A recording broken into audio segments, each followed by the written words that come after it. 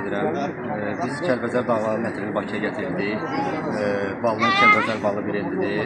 Bizim bu yay 2020-ci ildə 2025-ci ildə bizim Kəlbəcərdə bir filialımız açıldı.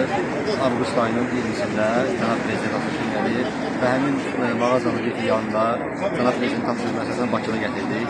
Azadlıq prospekti 104 barında və belə deyim, müştərilər istənilən vaxt hər gün, həftənin hər günü mağazamız açıqdır, gəlib bal ala bilərlər. Burada baldan əlavə arının digər məhsulları var.